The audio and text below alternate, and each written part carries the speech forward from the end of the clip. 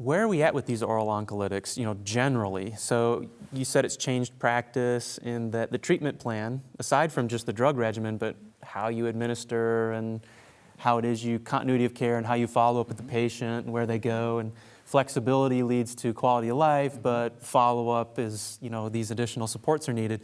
But are we talking about a couple drugs here and a couple drugs there in the oral oncologic space, or is it sort of bursting and changing all of oncology practice? Yeah, I'll start. Right now, there's probably 80, 85, maybe a few more oral oncolytics. I would say the majority of them have been approved in the last 5 to 7 years. And it's not just new entities or chemical entities that are being approved, but it's compounds like ibrutinib that have had multiple indication approvals. So the same molecule or the same presentation, but now has multiple indications within certain, in this case, hematological treatment. So not necessarily just niche products, but the delta of innovation is large on these. So it's not 8,000 products, but really in 40 categories. It sounds like it's the incremental new approval opens up a range of options for a range of conditions. Absolutely, yes. Well, that's transformational. Yes.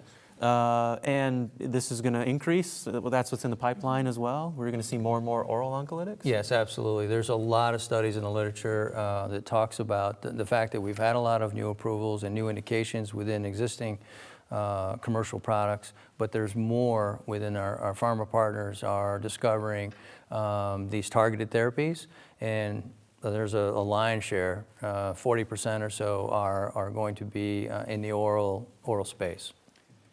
Sounds like y'all are going to be pretty busy. Yeah. So I'm imagining now I go to this practice, I'm the patient again, I'm diagnosed, we walk through the options, I say, oral oncolytics for me, because I travel the world.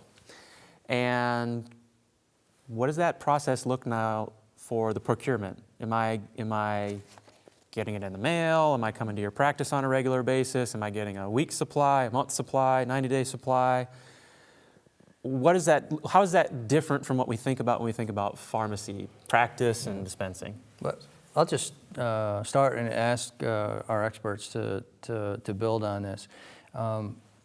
The advent of the increase in oral therapies has really transformed the oncology service community in a sense that IV therapies have been done flawlessly for decades, and now you have this advent of oral therapies, and yes, they're equally toxic, equally efficacious, equally expensive, but the operational side and the business side is totally different. And oncology clinics have had some challenges in adopting the fact that there's a lot of orals that are there, and more that, as we mentioned, more that are coming.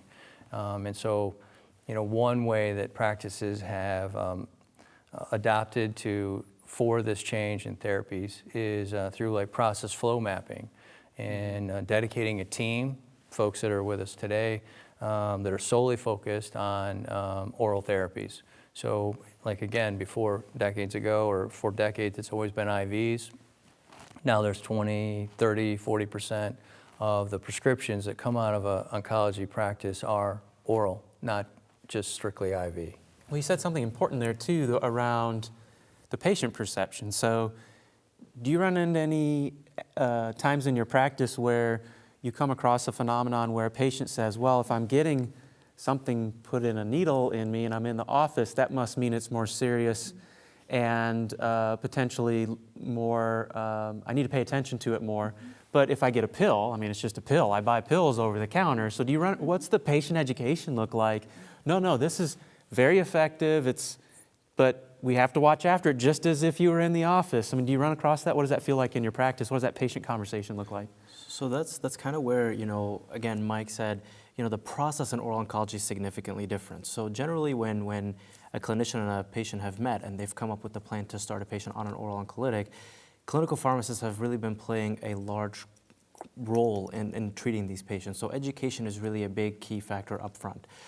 So providing patients education that, you are receiving chemotherapy or even targeted therapy. These medications, when they are at home, there are specific handling precautions that must be taken. There are specific laboratory monitoring that we must do, cycle to cycle, or EKG requirements, et cetera, et cetera. So the educational piece here is really critical because, again, these patients are going home with drug, not coming in and having that needle stuck in their arm.